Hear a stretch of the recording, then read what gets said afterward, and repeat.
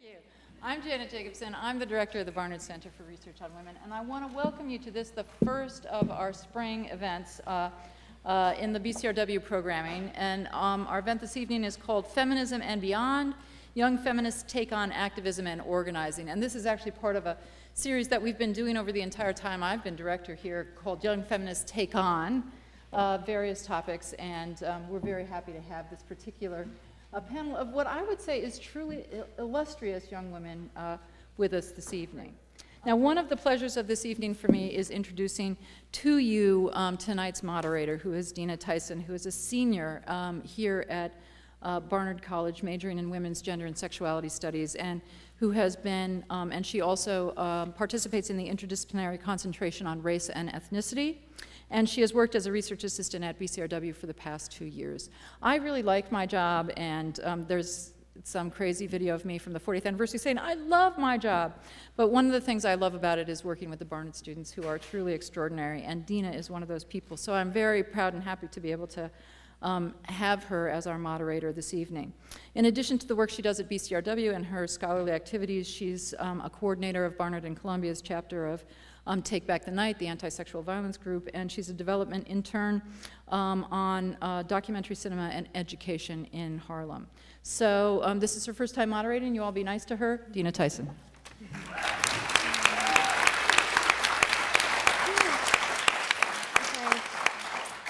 Thank you, Professor Jacobson. That was really kind. I also want to begin by thanking the Barnard Center for Research on Women for hosting what I think is a really important panel, and clearly all of you do too, because look how full this room is. I want to also thank Ann Jonas, who I know worked really hard to put this together, to come up with a cool title for the event. So, and for inviting me to be a part of it. It's a really tremendous honor to be on this stage with you four women, because you guys are pretty impressive yourselves. So before I start, I just wanted to mention that I think the BCRW the past 2 years has been a really great place to work because I really appreciate how they've given young activists these forums to have these important conversations and to engage the community with it.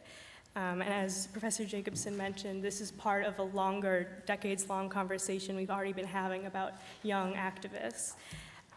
So without further ado, I'm going to introduce these four ladies, and then each panelist will give a brief presentation, and then we'll open it up for a discussion.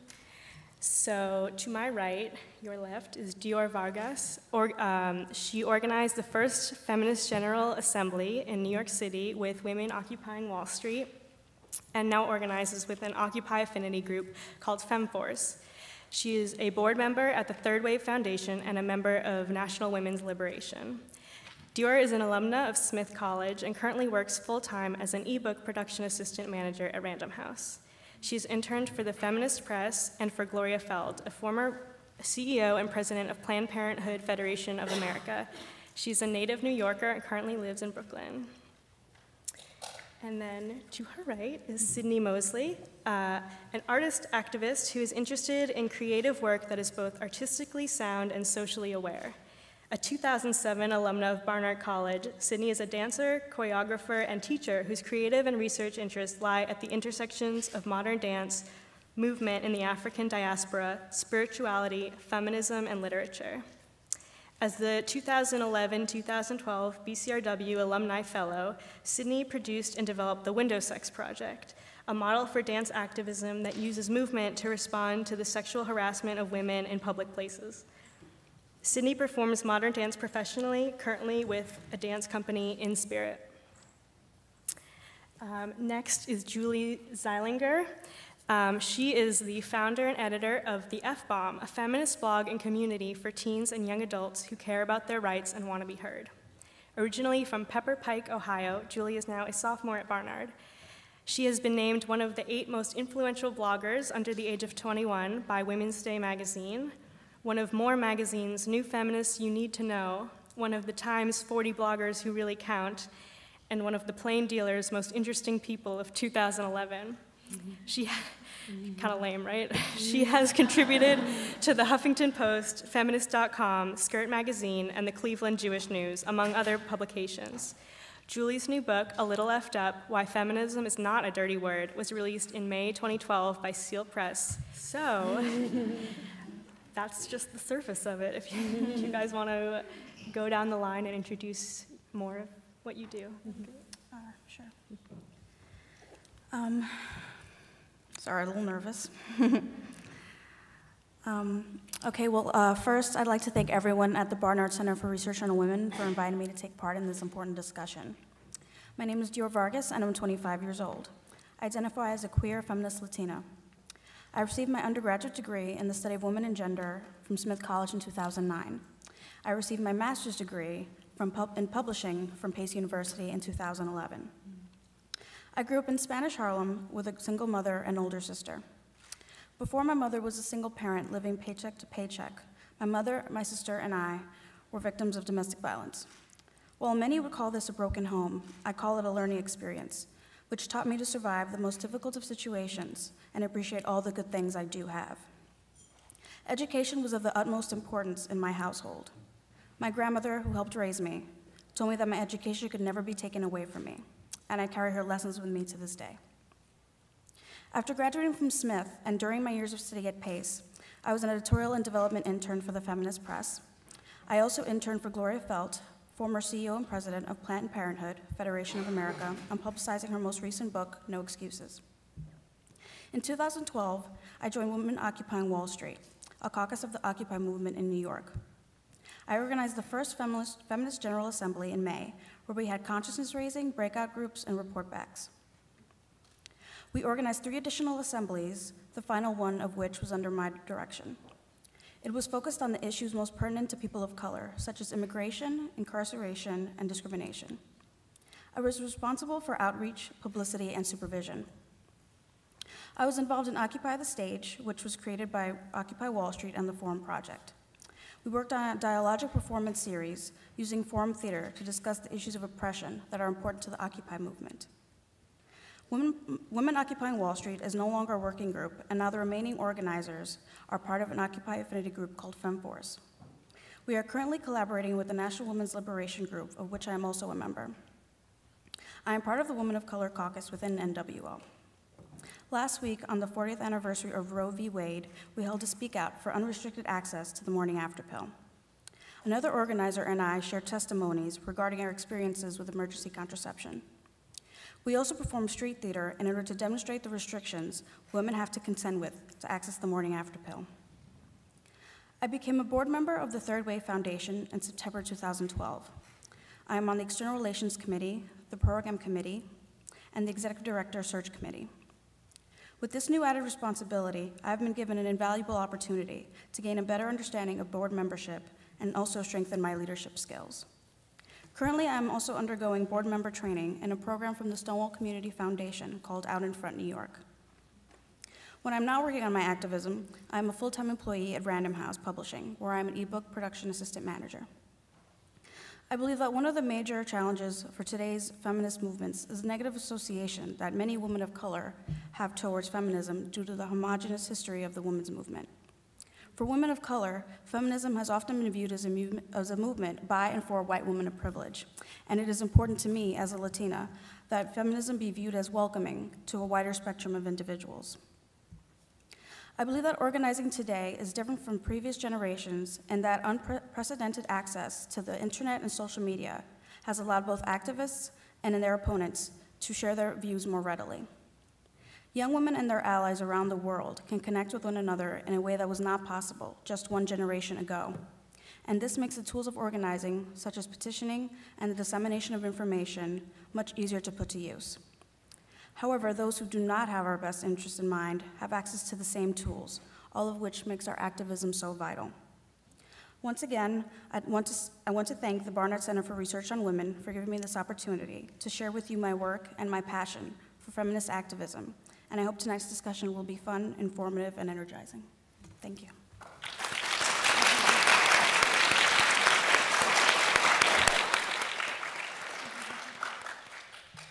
Okay, I'll take it away. Again, my name is Sydnie Mosley, and the fact that you said how old you were, I was like, oh, it's Young Feminist. I'm 27. So just so you know, maybe a little bit about my life experience from that number. I have to be honest that until maybe 2 years ago, I wouldn't have identified myself specifically as feminist or as an activist, and it wasn't for any political reason. They just weren't roles that I sought to claim. But, if you think about it, do I believe in fighting cultural systems of oppression that impede sometimes basic human rights? Once I learned what that meant, yes.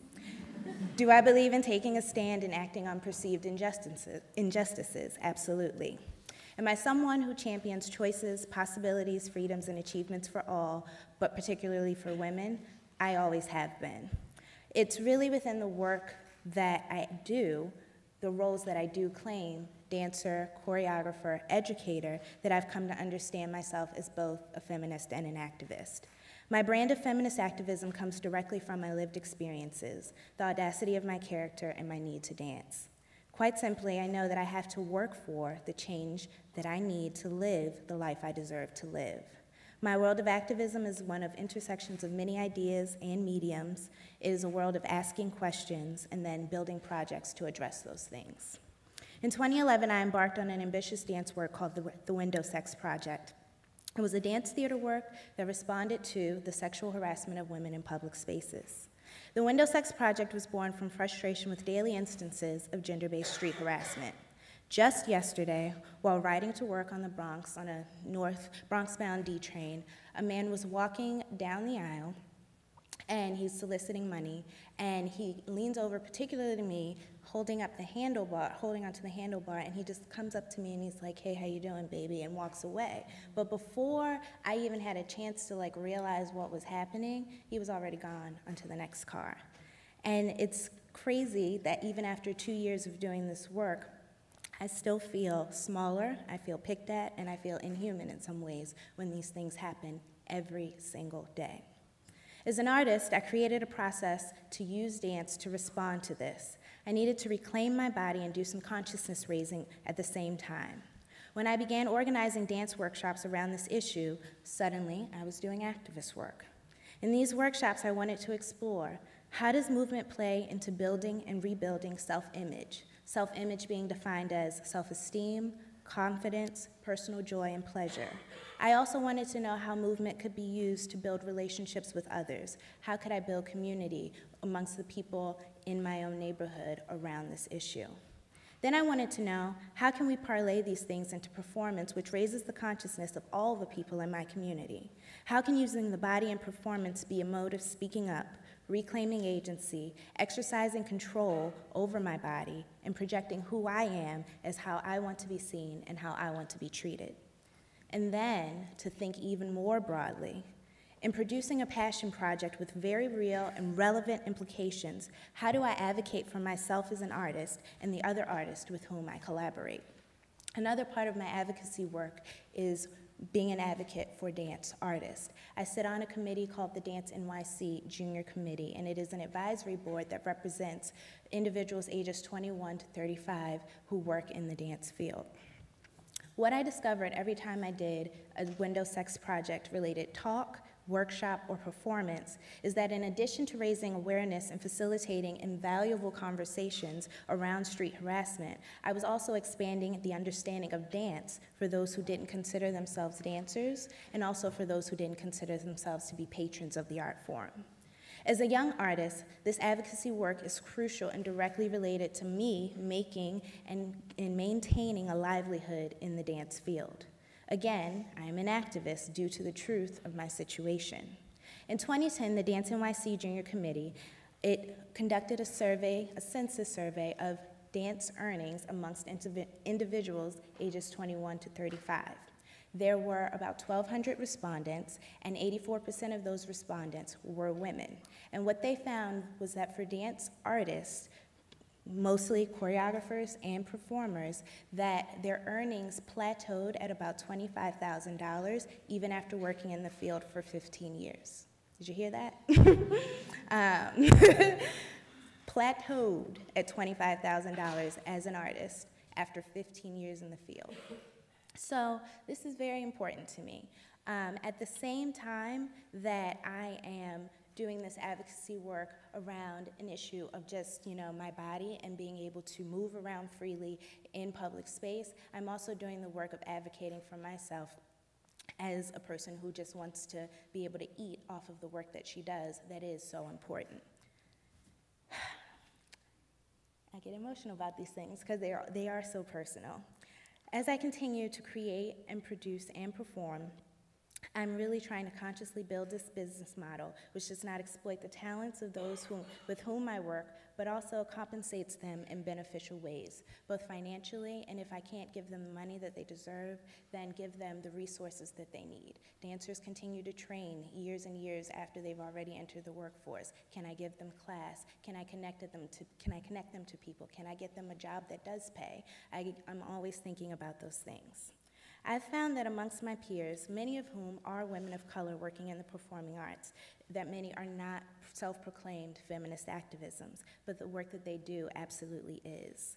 We find common ground in speaking up when it is important and when it is personal, and that is where I come from as an activist.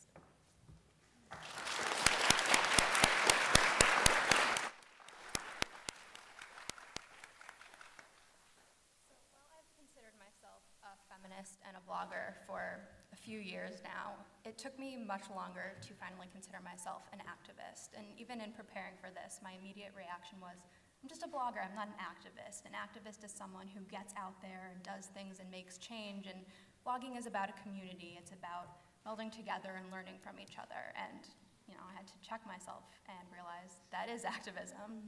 So I just wanted to briefly share 3 of the major ways that I believe that blogging really lends itself well to feminist activism. The first way is that blogging really allows young women to establish a voice, and I will be talking specifically in terms of feminist blogging. I've always said that the most feminist aspect of the F-bomb has always been in the act of writing itself, even more so than any of the topics that we cover, although we do cover a wide array of feminist topics. I believe that blogging encourages young women to express themselves on an emotional and intellectual level in a society that actively encourages us to do the opposite, that constantly suppresses us and asks us not to identify our own voices. Blogging allows us to become comfortable with developing our own opinions and ideas. I actually recently just read an interview in the New York Times that Nicholas Kristof did with Sheryl Sandberg, who's the CFO of Facebook, and one of the main things she said about women in the workforce was that one of the major barriers to advancement is that in her experience, she saw women not really fully taking their seat at the table, that they would show up to meetings and in their own work more readily allow others to take credit for their work or not bring their own ideas to the table again. And I believe that blogging, as well as other forms of feminist activism, really address that issue head on. They really encourage young women to establish that voice and to get comfortable publicly standing by the things that they believe. And additionally, I think it gives us the opportunity to push back against a culture that constantly tries to silence us in all realms of our lives. I also believe that feminist blogging helps foster a community because while it is important to establish our own voices and to get comfortable standing by that, I think especially young women are constantly told to compete with each other and to tear each other down. And the feminist blogging community really encourages us to support our peers' opinions, to try to add to them and be constructive with each other rather than destructive. And I can speak from personal experience that it's no secret that feminism can often be a dirty word, and especially amongst high school students. And I know for me personally, finding a community of like-minded peers on the internet who weren't afraid to embrace this term really bolstered a lot of my own self-confidence and allowed me to translate that work on the internet into my own real life and helped me feel comfortable with that identity. I also believe that blogging allows for the democratization of the feminist movement, which clearly benefits feminist activism. I believe it addresses historical shortcomings of the feminist movement in terms of accessibility to leadership and diversity and inclusivity. Ideally, feminist blogging should be a meritocracy. Anyone who wants to write can write, and ideally they should all be able to be heard. There is no hierarchy in the internet necessarily. Of course, that being said, I think in reality there definitely are bloggers that tend to get more attention than others. But even just in the basic system of blogging, You can speak back to an author of a post by adding your own comment. You can try to educate them about specific issues of diversity especially. I've seen happen a lot. And I think it's really revolutionizing the movement in that way. In terms of criticisms that I've faced in terms of blogging, I've heard, especially from older feminists, that they see feminist blogging as not lending itself well to the visibility of young feminist activists, and that we need more on-the-ground activism. And I do want to address that, just because I think that is a legitimate claim. I think that we do need more on-the-ground activism. I also don't want to ignore the fact that on-the-ground activism is happening. I definitely believe it is. But I would also question this question of visibility. I think we're definitely moving into a digital era in which we get most of our news and information online, and that it actually, feminist blogging has the potential for a huge amount of visibility, that we're able to organize in huge numbers that we couldn't parallel on the ground. And I think that that's definitely notable. But ultimately, I think that feminism for my generation is a living, breathing experience. It's something that's diffused into our daily lives, whether we choose to put a label on that or not. And I think that feminist blogging reflects this. And I think it's one of the best ways to see how young women in this day and age are defining themselves as feminists, and allows them to reach out to others and see how they identify and to really learn from each other.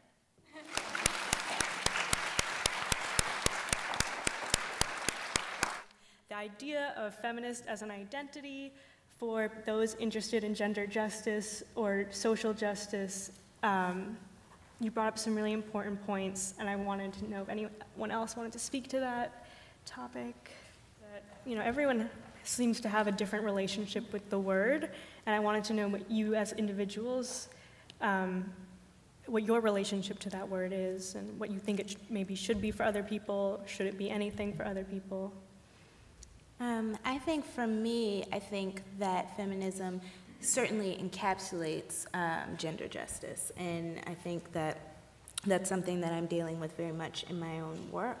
But I also have lately been on this, feminism can really be broad in terms of a term and what that means to individual people, and that the more different people who identify as feminists, the broader we can look at what that is and identify what that is. And to your earlier point, Dior, when you were talking about women of color, and a lot of women of color who may or may not like the word feminism for various reasons, some justified, some, you know, I don't agree with, but my thing as of late really has been, if there are more different individual voices who are speaking to a common goals, common values, common ideals, then we are diversifying and broadening what the word feminism means. Yeah, excuse me. I also agree with that, and I think that my generation specifically, our generation, does grapple a lot with the term feminist itself. And that debate is often framed in terms of young women not wanting to claim the stigma of the word and feeling repelled by it. But I think there's also a legitimate claim to having problems with the history of this movement, and also not really either knowing how to define it or not knowing where we want to go with it.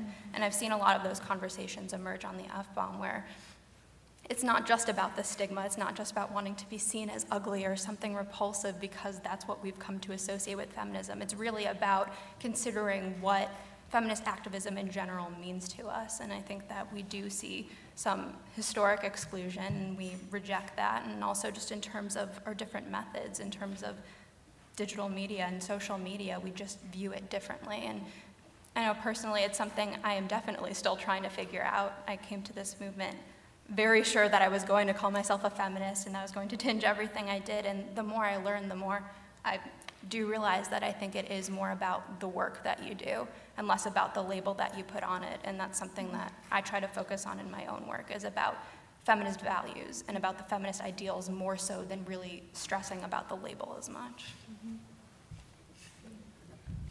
I really have a close relationship to feminism, and it really has been evolving for quite some time. I remember when I was at Smith, I was going to major in women's studies, and then they changed the name to the Study of Women and Gender. So just showing that, it just shows that you know, the feminist movement is changing, and even though it has a lot of definitions and it means a lot of different things, it's really working towards involving more people and not to be exclusionary. So I actually prefer that feminism more than one that's just more focused on women and their experiences, but something that's more about, you know, that's more about intersectionality, because feminism is about intersectionality and race, class, gender, all those things. Speaking of identities that define us, we talked about the feminist part of this panel. Also, the other operative word here is youth, young. We are a young feminist panel right here, quote unquote. So I was wondering, is there a need to distinguish the work of young feminists, or does generation play a role in the work that each of you do? I feel like I am often defined as a young feminist in my work, and I guess I haven't been as critical about it as I could have been, just because I feel like I've had really incredible mentors, often through blogging. I've often sought them out as well.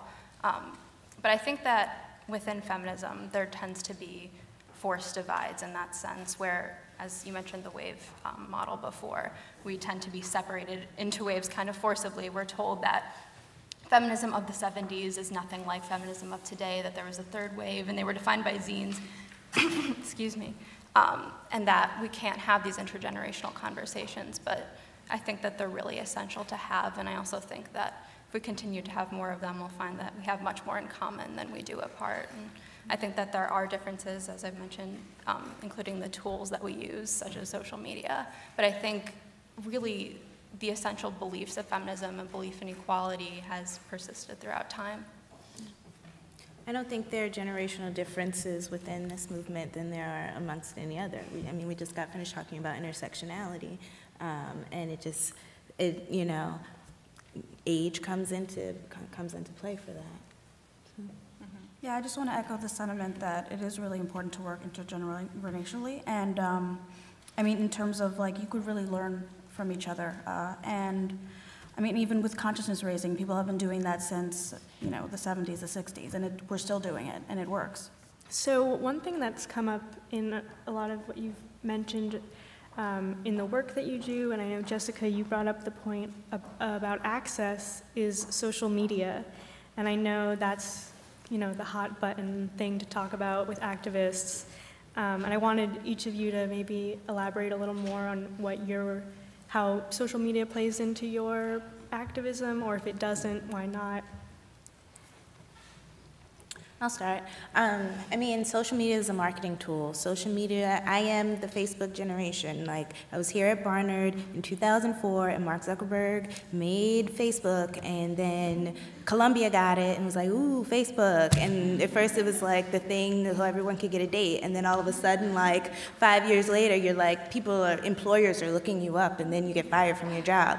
like that, you know, like I witnessed it being this purely actually social tool to connect with your friends, and like, oh, I haven't talked to them since the 5th grade, to like now it's like this thing, and you have to be so aware of it, and you have to be careful, and you have to whatever. So just wanted to say that.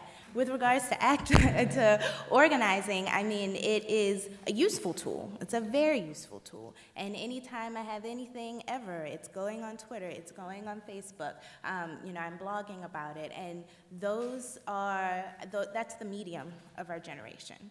And it is integrated as much in activist organizing as it is into anything else. And I was having a conversation a couple of weeks ago with a friend, and we were talking about the importance because it is so prevalent and everyone's on it and everyone's using it, the importance that it be recognized. It is, you know, it's the grassroots tool. It's the thing from us. It's the thing from the young generation.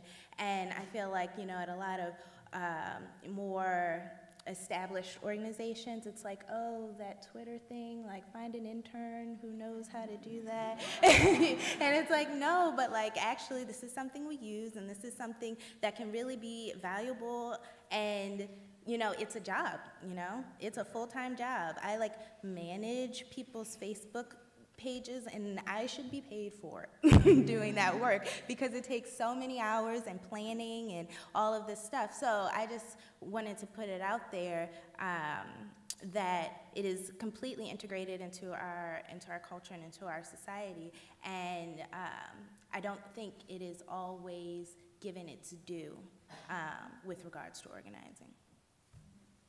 Yeah, I'd also like to give, I completely agree with you, and I'd like to give a specific example of how I've really seen it help feminist activism specifically, and that's through generally hashtag campaigns or other really widespread campaigns in terms of generally targeting offensive ad campaigns or just corporations in general for some malicious practices. One of my favorite ones actually is one that's run by an organization called Misrepresentation, which is an organization that works with young women and body image presentations in the media. And they have a hashtag campaign called Not Buying It. So essentially, periodically, they will start this hashtag campaign and they will either pick a corporation or ad campaign specifically or open it up to the entire Twitter audience to target something. And it's a really great way to let these corporations know, as women, as men who are also concerned, that we're not okay with these really offensive ads that objectify women or, in many cases, chop off limbs of women in their ads, very offensive things. And I think in that way, social media is a great way to talk back, to really allow visibility between the consumer and corporations.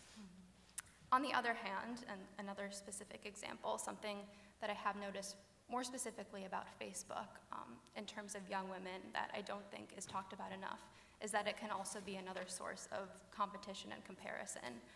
I bring this up, we recently had a post on the F-bomb from a young woman writing about how just being on Facebook in general has so negatively impacted her own body image. And just, I think there's this general culture perpetuated specifically by Facebook, but certainly by other social media means, that really encourages young women to compete with each other and sort of have this competition based on who's having the most fun, who can look the best in their photos. And I think we need to start more conversations about that phenomenon as well. Yeah. I mean, like organizations like Hollaback, they have pictures of user-submitted pictures of men who sexually harass women, and it's like putting their face, you know, like just it's a visual representation of how we suffer through sexual harassment daily. And I think that without the internet, we wouldn't be able to do things like that. And it just really changes the way that people are activists because it's a different view.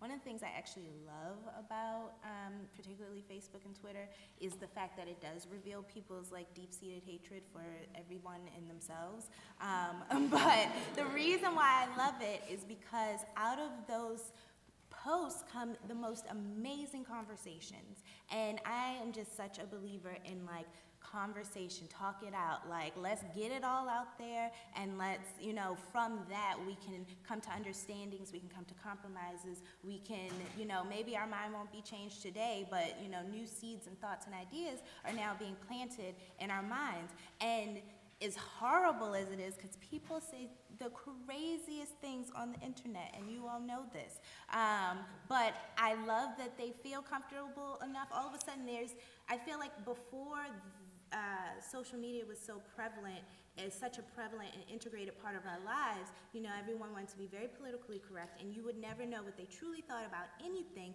unless you were their best friend and you were talking behind closed doors. Now all of a sudden those closed door conversations are on the internet, for better or for worse, and seriously, and you know, all of a sudden, I can't tell you how many Facebook comment debates I've had, but I'm so glad I had those conversations.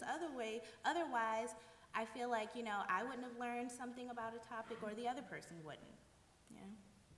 I just want to add to what Jessica was saying with being strategic and how you use social media, and I think we also need to be strategic in how we consume social media, particularly in regards to the Coney 2012 situation last year and how that just spread so wide without critical consumption of what people were social media activisting about. I made up a word there.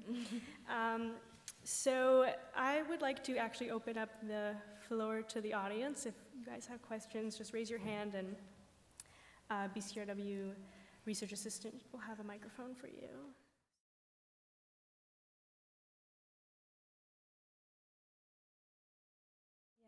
I can definitely speak to that.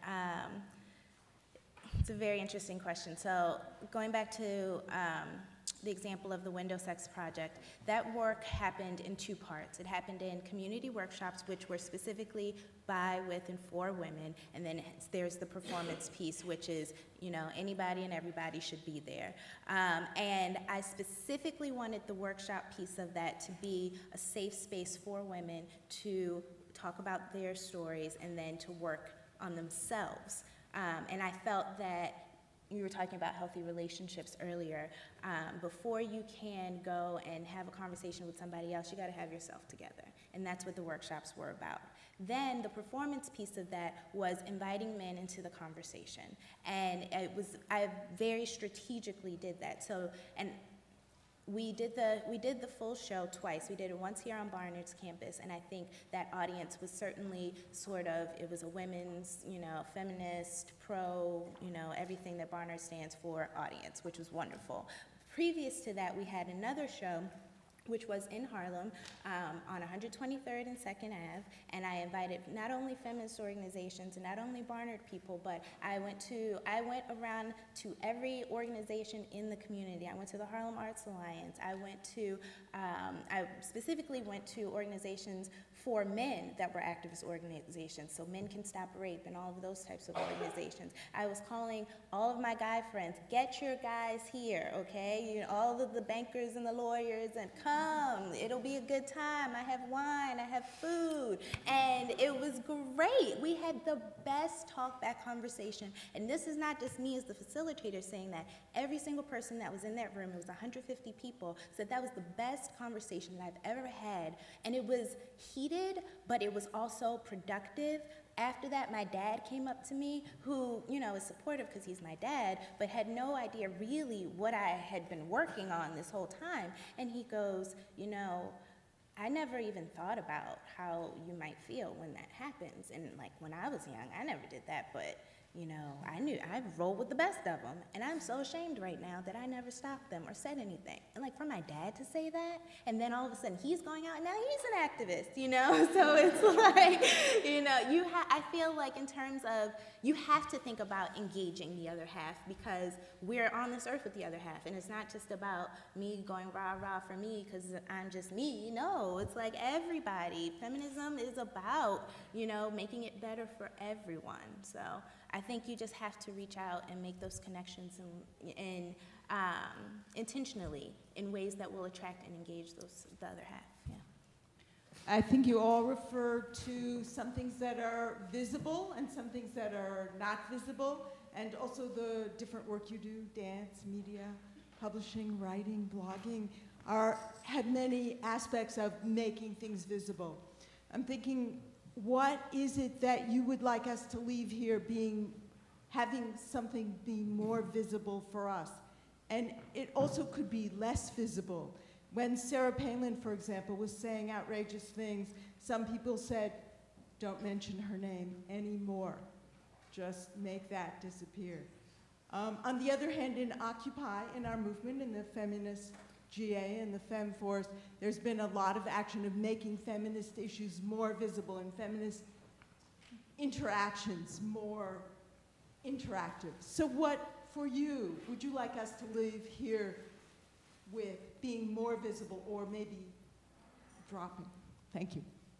I'm not sure this directly addresses visibility, but in terms of what I think you should leave with, and especially echoing the answers that you guys gave, I think just starting conversations and trying to feel comfortable starting any kind of conversations, whether it's online through a blog or with whoever's sitting next to you. I think it's just so important. We often lament the issues in feminism and talk about why isn't this different, but then we kind of stay in our own echo chambers in a lot of ways. So I think that the biggest thing is really being brave enough to start conversations with people you might even know you'll disagree with.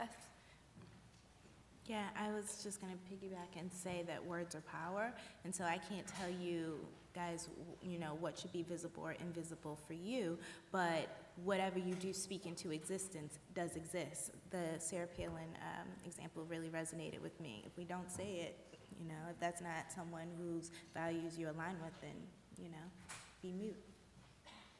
Yeah, I think it's important to say things that people are uncomfortable with because it really brings to light the fact that no one ever talks about it. And I remember being part of Women Occupying Wall Street and why it was created in the first place, and that they were being harassed, the women in the movement, and they felt that they needed a place, where they could share views and have some sort of solidarity with other women. And from there, working with creating a feminist GA and then having one that I organized that was more geared towards people of color, it made the men more, I guess, amenable to being part of the conversation because they felt that they were being included. And so once we start having those conversations, things will hopefully start to change. Hi, thank you for speaking today. This talk has been wonderfully informative. I wanted to get everyone's opinion on whether or not you think the knowledge and debate of feminism tends to be reserved for the educated elite, and if so, how do we better spread this knowledge and activism to both the high school level and to those who do not seek or are not able to receive higher education? So I can speak to reaching out to younger women, which is one of the main focuses of my blog, The F-Bomb, which I'm sorry to keep coming back to, but that is my main experience with feminist activism. Essentially, I started the blog because I felt like when I had first discovered feminism, a lot of it was in very academic terms. And I personally kind of tried to trudge through it, but I really longed for other peers to talk about it with, because I think that feminism often appears differently for us at a younger age than the types of theories that the major feminist texts talk about. And I think that the best way I've found to do that is to really approach it through current events, through issues that young women are dealing with on a daily level. We talk a lot about body image on the F-Bomb. We talk about, again, like different ad campaigns that we find offensive or interactions that we have at high school. I really am a big believer in taking a feminist lens to the daily lived experiences of our lives. I don't think that every part of feminism has to be about theory, although it is important to infuse that when we can. But I think it, again, just generally about starting conversations about our daily lives. Yeah. Earlier, Jessica, when you were reading the review of the book you edited, and in that comment, the person alluded to this idea that I know Bell Hooks talks about, which is exactly that. So talking in this academic jargon that then isolates the masses of the people. And for me, when I created the stance work, it was like, that was the meeting ground. That was the common place. People communicate through movement. You see bodies, we have body language. Those are the ways that anybody can understand things. And so that was my way to get at these ideas without using the academic jargon. Now, that aside, I am a college graduate, and I write and think theoretical things, and I have those types of discussions. And so for me, something that I've just been thinking about lately in sort of the trajectory of my work is marrying the literal activism by dancing with the theoretical, because I have training in both of those places, and I can bridge those two things. I think it's important to begin the conversation at a really young age, and Ileana Jimenez, who teaches in high school, and she teaches feminism, and her students are so informed, and it makes me think I wish I was taught that at a young age, because then I would be able to begin the conversation with other people in my age. And I think it's also important to use art within our activism, like with what Sydnie does. And we've done street theater where we use the dialogic performances to elicit a reaction, to see what people think and what one would do if they were in a position where they were being oppressed. And so I think it would be good to use art more often in activism, because then it's something that people are interested in and it's more interactive. I kind of want to see if you can flesh this out a bit more outside of the bubble of education, because for me, I'm Dior's sister, by the way, and growing up in the same household, growing up in the same household, she and I are polar opposites. She's up here, and I'm just sitting here, and I've learned so much from her. And luckily for us in our home, while the word feminism, I think Dior would agree, was never really used, we were taught those lessons every single day. So my question for all of you being young women, because it's so important for us to continue to teach not only those that are you know, in front of us, but those that are younger than us. How would you kind of help the family, the home environment, kind of teach these lessons? Because again, not everyone has the luxury or the beauty of having a classroom that teaches them what these things are. I mean, I didn't know what half of these things were until Dior taught me, because she went to Smith College. So what would you say to women like yourselves who really don't know what this is and how they can kind of take that and bridge it to the home life? Because I think in a lot of ways, when you're taught from a very young age what this is, you don't question it later on. Women are equal, and that's just all there is to it. So maybe your thoughts on why we don't see it that way and what we can do in the home to kind of bridge those gaps. I'll just answer quickly. I too, you know, grew up in a home that was very feminist, but if you ask my parents that now, they would say, "What do you mean?" Just the values that I was raised with. You know, I was raised. I didn't have any idea that I didn't have access to anything in the whole world. And, you know, we were a working class family, and I literally just watched my parents work for everything. And that in and of itself, you know, that combined with, you know, just this idea of possibility. My parents are just always about possibility. You can do anything, you can be anything, you can do, like, that was drilled in my head. And so those two things, I think, really just instilled in me, you know, sensibilities that would make me want to work to see change, quite simply. And that was, you know, I still get that support from them, even though I've flown the coop, so.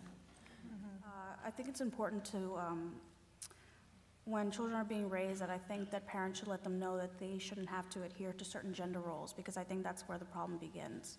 Because if they're taught that they have to be pretty, or if they have to wear pink, or certain, gender is performative, and I don't think that children should have to feel that they need to follow a certain role. And so I think that that would be one way to work with the family. Yeah, and just to quickly basically echo everyone, I think that in terms of parenting, modeling the kind of behavior and the attitudes that you want your child to have are so important, because I know in my own household, my parents never called themselves feminists, but for example, my mom always treated herself with a lot of self-love and always made really positive comments about her own body, and my dad was always very respectful to me, giving me a model for what I should look for in partners and just men in general. So I think, just to echo that, I think that the models that parents set are very important. So I do want to close with each of you giving a brief final statement, but before we do, those of you who had questions, I'm sorry we didn't get to all of them, but feel free to stick around and talk with the panelists after this. And thank you so much for coming out. And thank you to our inspiring panelists. I'll let you guys go down the line and say your last words of the night. Well, I don't know that I have last words other than it was a pleasure to be on this panel and learn from all of you guys. And thank you guys for listening. I just really enjoyed this conversation and meeting so many different meeting so many different people and hearing the different perspectives. I think it taught me a lot today, and I'm really honored to be on this panel with all of you. I also feel like I've learned so much just being on this panel. Thank you to everyone. And just one final last remark, just please start conversations with other people, because I think that's the theme that really emerged, one of the themes, and I think it's really powerful.